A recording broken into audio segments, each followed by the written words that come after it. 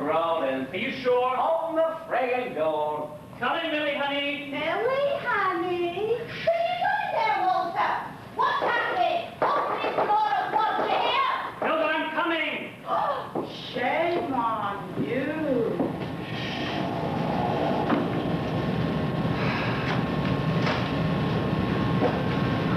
You racing again? You better be ready to drive that corporation truck in the morning, mister. What are you doing this time? A plan too short. God, I wish I had 2 short plans and put them right upside your head. Give me that. Go back to bed. You look awful. Get some sleep. I got work to do. I'm a real writer. A real goddamn fucking writer. My characters come alive. Shut up, Walter. Get your ass some sleep. You better be ready. You'll be crashing that truck all over the tourist people tomorrow. Yeah, what do you know? Slut. Stupid slut.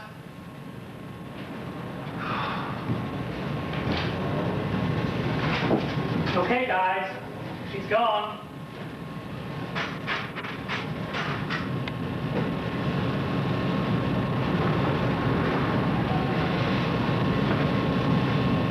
Guys?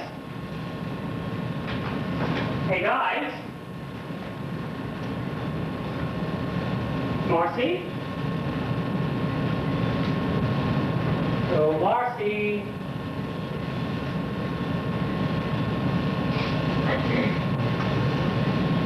Bolo? What happened? Carney? Carney? Come on, you guys.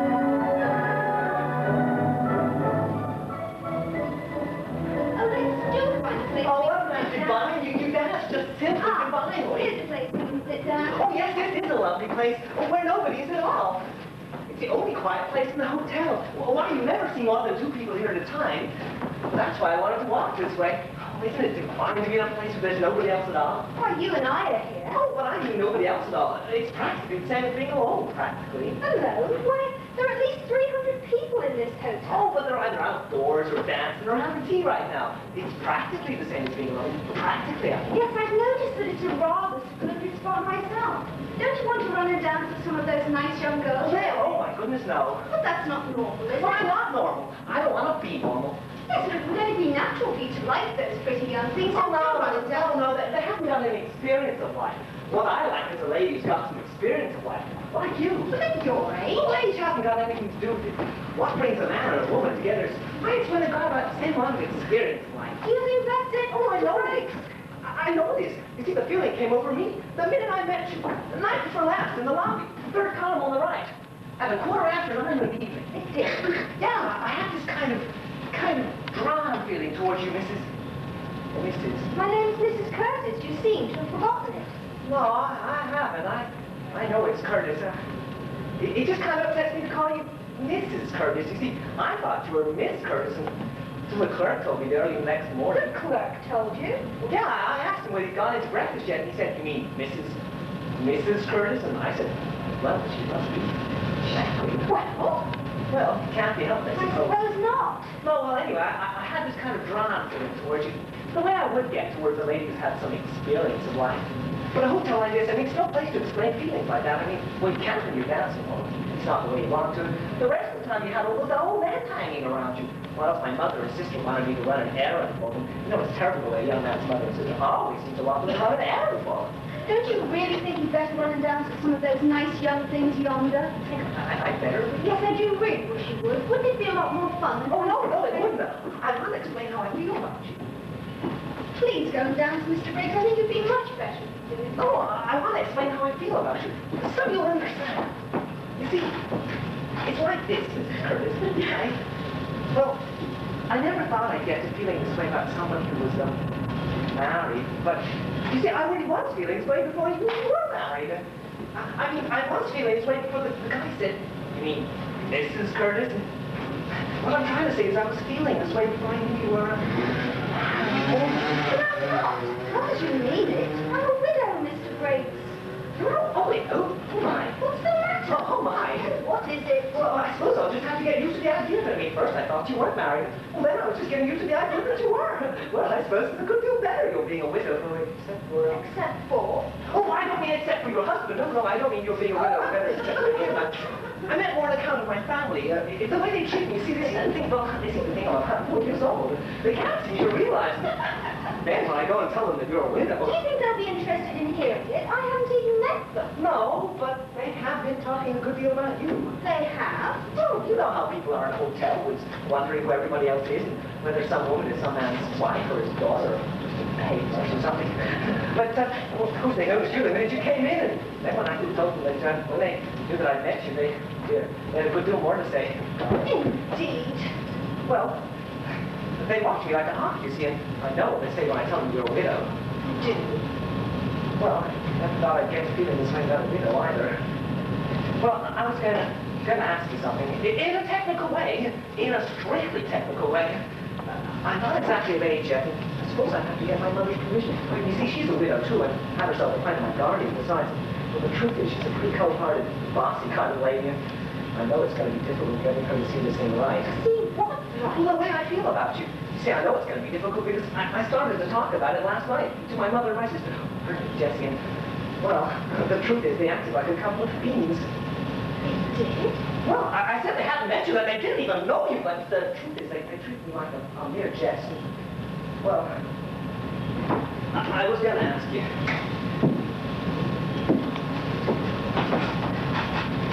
I'm not exactly 21, and I can't touch my principal until I am 21. My mother and sister think a good many will be after me on account of it. But I have got to feeling this way, and I know I'll never get over it, so I was wondering. I mean, I know you're a widow and everything, but well, I was wondering whether you would, of course, I don't know how long it's been since your first husband died. What? Oh, well, I wasn't quite sure how you feel about getting married again. Are you proposing to me, Mr. Briggs? Yes. Oh, my goodness. They watch me like a hawk. It's my mother. Perhaps it was time. And my sister Jessie. What? I told you they'll act like a couple of fiends if they see us together. Well, excuse me. They'll probably just go right on.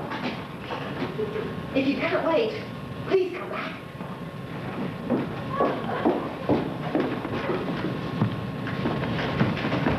Lancelot! Mother, have you seen Lancelot? I was sure he was in here just a second ago. So was I. It's very odd. Yes, very. I beg your pardon, but I'm under the impression that you've met my son. Yes. Was he here just now? Yes, he was. Would you be good enough to tell me, did he leave here to go to his room? I don't think so. He didn't say so. She's a very bold type. Very. How did that little goose get away? You were coming from that direction and I'm from just yonder. I suppose you thought you'd say something that would embarrass him before her. Suppose she's 35. I've heard such people before. I never saw one. I regard her as distinctly the dangerous type of adventurer. Certainly. In the first place, her not having told the child frankly that she's a widow. One of the clerks told me she was. Oh, she did that to flutter him into believing he's a real grown-up man of the world having an affair. So that when he's sufficiently entangled, she can tell him that she's a widow. By that time, we don't know what to do. The country justice of the peace, probably. Last night, when we were trying to teach him a little common sense about strange people in hotels, What was it he said she was? An angel. Oh, yes, one of heaven's highest angels. He said he would listen to one of heaven's highest angels being talked against by a lot of women. I'm sure they heard him in the next suite. I suppose you'd better go and see where he slipped out to, Jessie. He'll try to find her again as soon as he can. I played 3 times around the course. Do you mind if I just sit here and rest a while? Why don't you go to your room? I'm just too tired. I will in a minute. Hadn't you better go and keep her in sight? Yes, that's easier than trying to keep him in sight. You're going to go up to your room right away, aren't you? Yes, only in a minute. I really think you'd better go, Mama. No, I take it upon himself. I'll see to that.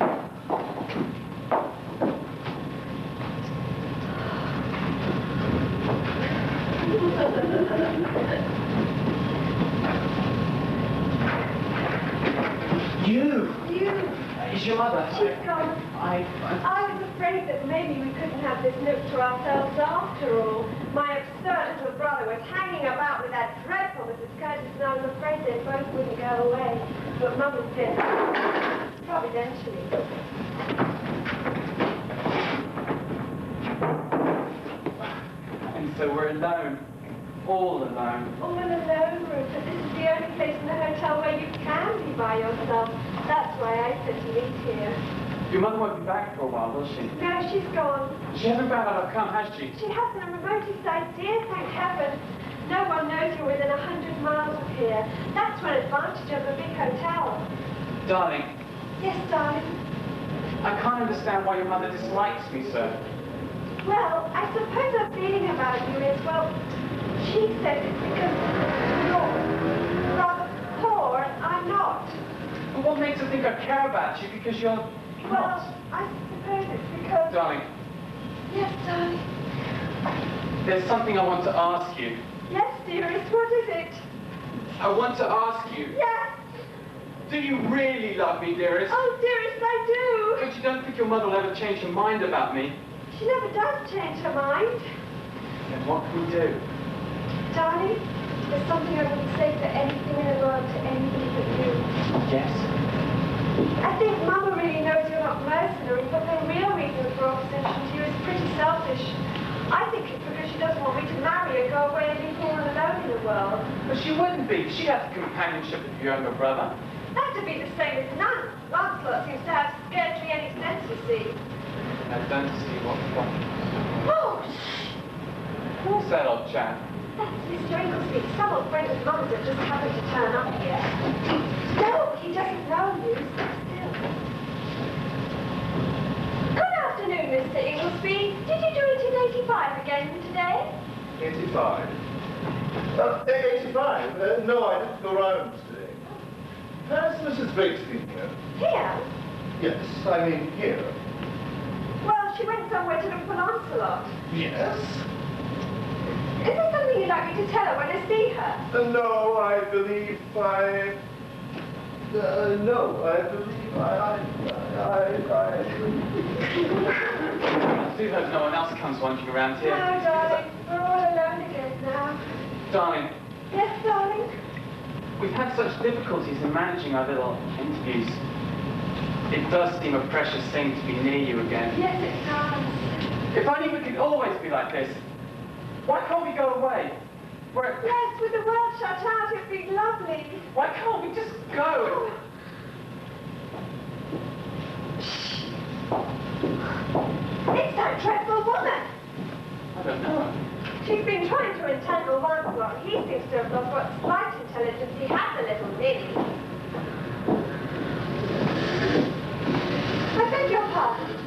Did you leave something here when you were with my little brother? Did you happen to see a pair of white gloves? No, there aren't any here. I may have left them anywhere, of course. Please, don't bother. I thought just possibly if I had left anything. No, there aren't any gloves here. Sit down. No, they don't seem to be. I'm so sorry to have disturbed you. I hardly think my little brother will be back. My mother went to look for him. No doubt you will have found him by this time. Was there anything else? No, I'm so sorry to have disturbed you. Absolutely brazen! She came back after that idiot boy. Thought he'd probably come back. Darling, Yes, darling. Oh, my goodness. What's the matter, darling? It's your mother. Oh, mother! She hasn't seen me, but she will if I try to go out there. Oh, she's coming! This is awful. Darling! Hush! Oh, back again, Mama. Where's Lancelot? I don't know. I thought you were going to your room. Oh, I am. Have you just been sitting here alone? Mrs. Curtis was here a minute ago looking for the child. Yes, I saw her. Wasn't anyone else? Oh, Mr. Inglesby was here too. He was. You told me you were very tired and were going straight to your room. Oh, well, I feel rested now. You should lie down before dressing for dinner. Oh, why don't you do that, Mama? You know how it really brightens you up. Brightens me up. Really? Oh, I don't mean like a terribly aged person. Because a nap every day is a good thing for everybody. I took a nap after lunch. Really, it's time you went. I think I'll just sit around here a while longer. I'd rather like to just sit around and do nothing You like said this. you were going, and you ought to do things when you say you're going But to do why? Why can't I just sit around here if I want to? I insist on your lying down. What if I did? Haven't I got a right to change my mind? I insist. You must lie down for half an hour before dressing for dinner. What makes you so obstinate? Have you any reason for wishing not to do this simple thing? Jessie, is there anything you're trying to conceal from me? Certainly not. You haven't any particular reason for staying here? No. And not going to your room? No. Then why don't you go? Oh, all right, I'll go, but I don't see why you make such a point of it. Point of it? I'm not making a point of it. I don't at all, except for your health. My health? What nonsense! Your health is the only thing to consider. You've started now. Why don't you go? But what's the hurry? Hurry? Oh, none at all. I just thought, as you are going, you should go and get it over with. What makes you so queer? Queer? You call your mother queer? Seems to me you're the one that's behaving queerly, Jessie. Is there anything you're trying to conceal? No, don't get upset. I'll go.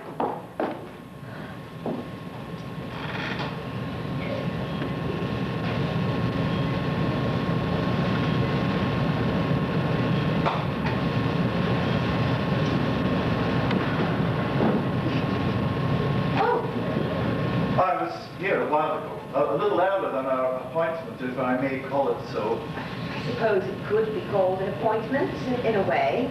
Yeah, I thought, well, I noticed that this was the only place in the hotel which wasn't already full of people. I suggested it because I have something to say to you.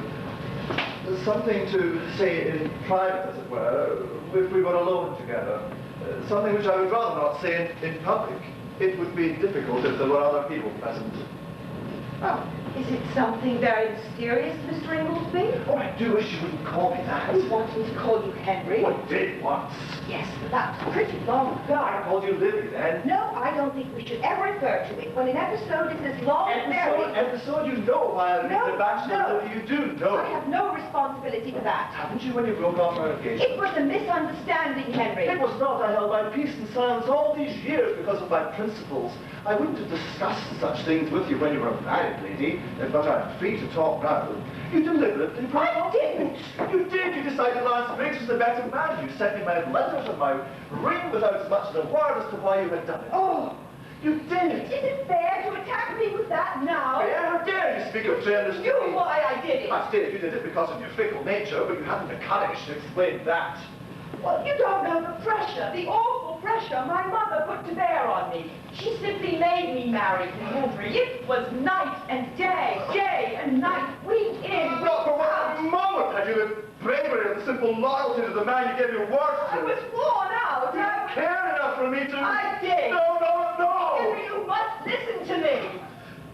Why didn't you say that then? I loved you. I did, Henry. I simply let my mother break my will and wreck our 2 lives. Oh, what folly. You were perfectly happy with Briggs. I don't know how many people told me that. I did my duty, and I tried to do it cheerfully. But the scar was always there, Henry. Oh, I don't believe it. It was, Henry. Was it? It was, Henry. The scar was always there. Do you know what my life has been? I heard you'd become very prosperous in real estate. Oh, yes, but what's that in a man's life? Think of the difference. You have children to comfort you in your, as you approach middle age. I have nothing. Oh, I'm sure you have something. Absolutely nothing. Not a thing in the world, not a thing on earth worth living for.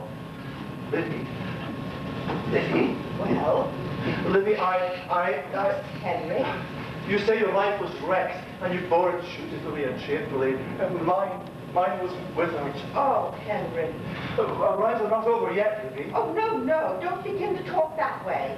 I never got over it. I tried to make my way in the world and do my work, but I never got over it yet, and I'm still not over it, Livy. Oh, yes, you are. I'm not, Livy. I still love you. I do. I still. No, you don't, Henry. You only think you do. I do. I care for you yet, Livy. Oh, my, no. Let's make up for that past mistake. Why? I couldn't think of such a thing. Livy, I ask you to. What? I ask you to marry me. Good heavens. I wouldn't have my children know that anybody had said such a thing to me for all the kingdoms on earth. Well, they needn't know till afterwards. Afterwards? We're not going to wreck our lives again. Why, if I dreamed you were going to say anything like this to me when you asked me to meet you here this afternoon, Livy, I must have your answer. I need your answer now. What do you say? Oh, dear. Livy, you must. You must. But I haven't had time to think.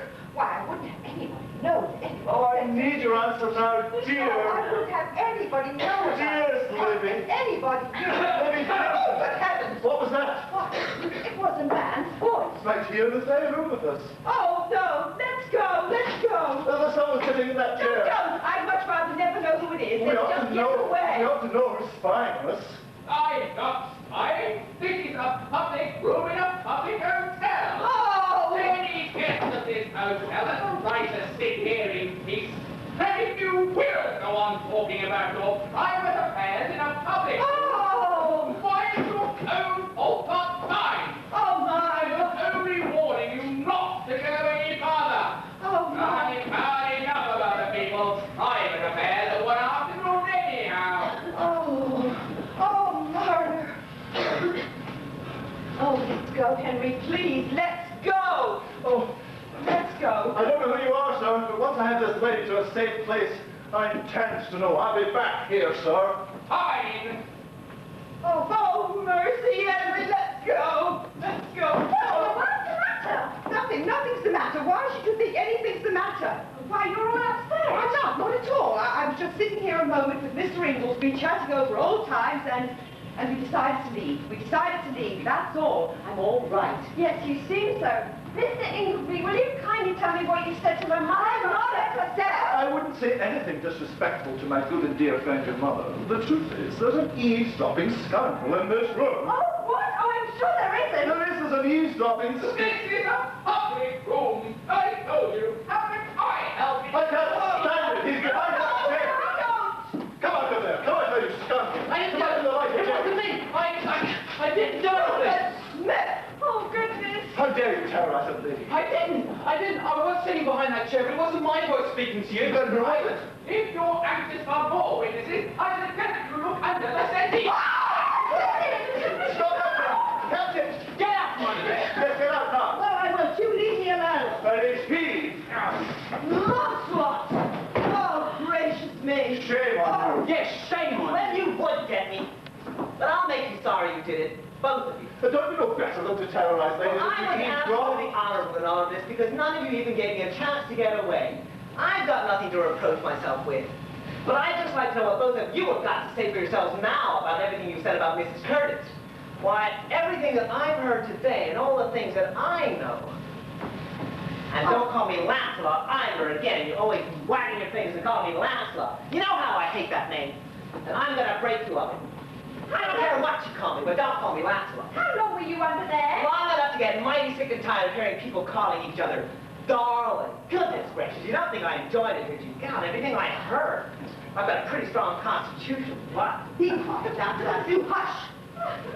The voice that spoke didn't sound like Lancelot.